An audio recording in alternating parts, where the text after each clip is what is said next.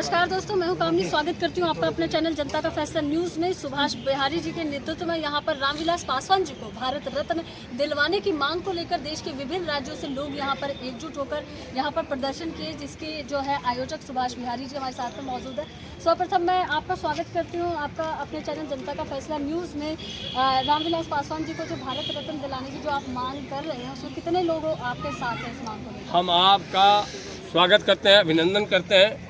देश की जनता की आवाज़, जनमानस का आवाज़ बन करके जो आप अपने चैनल के माध्यम से सरकार तक पहुंचाने का काम करते हैं, हम स्वागत करते हैं आपका भी, आपके चैनल का भी। और साथ ही हम अपनी मांग जो आज लेकर के आए थे कि हमारे नेता, जन जन के नेता, देश के नेता, सर्वश्रेष्ठ नेता माननीय रामविलास पासवान जी, जो देश के गौरव हैं, जिनको ये गौरव हासिल है कि देश के 6 अलग अलग विचारधारा के प्रधानमंत्री के साथ सर्वश्रेष्ठ मंत्रालय के रूप में, मंत्री के रूप में उनको काम करने का, अपने कार्यशैली से परचम लहराने का गौरव हासिल है। उनको भारत रत्न क्यों मिलना चाहिए? उनको क्यों नहीं मिलना चाहिए?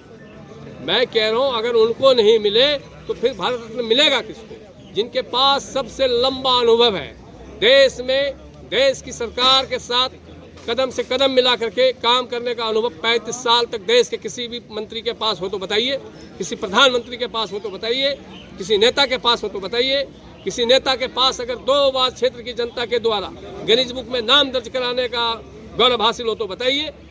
किसी नेता के पास अगर 35 साल तक मंत्री के रूप में देश की सेवा करने का अनुभव हो तो बताइए। किसी नेता के पास 6 प्रधानमंत्री अलग अलग विचारधारा के साथ सहमति बना करके और सर्वश्रेष्ठ मंत्री के रूप में काम करने का गौरव हासिल हो तो बताइए। हमारे नेता को अगर भारत रत्न नहीं मिलेगा तो देश में मिलेगा किसको? वर्तमान में रामविलास पासवान जी को दूसरे अंबेडकर के रूप में जाना जाता है। उनके द्वारा जो किए गए कार्य हैं वो उनको वो इसलिए माना जाता है कि बाबा साहब भीमराव के अम्बेडकर के संविधान के माध्यम से और बाबा साहब के संविधान के माध्यम से जो जनमानस की सेवा करने का गौरव हासिल है हमारे नेता में, माननीय रामविलास पासवान में। और सड़क से लेकर के सदन तक जनमानस के न्याय और अधिकार के लिए जो सड़कों से लेकर के सदन तक आवाज़ उठाने का, आवाज़ को बुलंद कर करके और लोगों को न्याय दिलाने का गौरव हासिल है हमारे नेता के पास। वो अम्बेडकर के बाद वो छोटे अम्बेडकर के रूप में देश देखना चाहती है माननीय रामविलास पासवान जी को। और बाबा साहब को भी देश की सरकार से अगर सम्मानित दिलाने का काम किया है तो हमारे नेता माननीय रामविलास पासवान जी ने किया। कितनी जनसंख्या यहाँ पर मौजूद थी? जनसंख्या कोविड की वजह से हम अपनी बात रखना चाहते थे आज दिल्ली प्रदेश दलित सेना के माध्यम से। बाकी जनसंख्या गिनने के लिए तो पूरा देश की एक जनमानस ये चाहती है कि हमारे नेता को भारत रत्न मिले। वर्तमान में अगर हम बात करें, पशुपति कुमार पारस जी का समन्वय है मोदी सरकार के साथ में, आपका जो है पार्टी का समन्वय है, क्या लगता है वर्तमान की सत्ताधारी सरकार आपकी मांगों को मानेगी? बिल्कुल मानना चाहिए। इसलिए नहीं मानना चाहिए कि हमारे मंत्री उनके साथ हैं, इसलिए मानना चाहिए कि देश की जनता की भावना है, देश की जनता का विश्वास है हमारे नेता के प्रति और हमारे नेता का जो समर्पण है देश के प्रति, उस चीज़ को देखते हुए हमारे नेता को भारत रत्न मिलना चाहिए। और सरकार को गंभीरता से विचार करके अगर हमारे नेता को भारत रत्न देने का काम करते हैं तो सरकार को भी सम्मान मिलेगा, देश की जनता को सम्मान मिलेगा, हमारे नेता को सम्मान। दिल्ली प्रदेश के अध्यक्ष ही नहीं अपितु देश के विभिन्न राज्यों में आपने जाकर दलित सेना को मजबूती प्रदान करने का कार्य किया है। देश की जनता, युवा, सुप्रतिष्ठित समाजसेवी वर्ग आपको हमारे चैनल के माध्यम से देख और सुन रहे हैं, उनके लिए क्या संदेश और क्या? देखिए, देश की राजधानी दिल्ली प्रदेश का मुझे प्रदेश अध्यक्ष और दलितों, वंचितों, शोषितों की आवाज़ उठाने के लिए मुझे प्रदेश अध्यक्ष के रूप में हमारे राष्ट्रीय अध्यक्ष पशुपति कुमार पारस जी, जो केंद्रीय मंत्री हैं भारत सरकार में, उन्होंने मुझे ये जिम्मेवारी दी है। मेरा ये फर्ज बनता है कि देश की आवाज़ देश के कोने कोने में गूंजता है। मैं देश के कोने कोने की आवाज़, अगर वंचितों पे, शोषितों पे, दलितों पे किसी भी अन्याय की आवाज़ होगी, हम दिल्ली की सड़कों पर उसको उठाने का काम करेंगे। और देश की जनता को भी हम ये आग्रह और प्रार्थना करेंगे, अपने हक और अधिकार के लिए आप अपनी आवाज़ को बुलंद कीजिए और सड़क से सदन तक पहुंचाने का काम करें। जी, कुछ जी से भी लेना डिमांड पूछ लें। कुछ पासवान जी हमारे साथ में यहाँ पर मौजूद है। युवाओं की आवाज़ के नाम में युवा नेताओं के रूप में भी इनकी छवि स्थापित है। इनसे भी बात करेंगे। सर, सर्वप्रथम मैं आपका स्वागत करती हूँ अपने चैनल जनता का फैसला न्यूज़ में।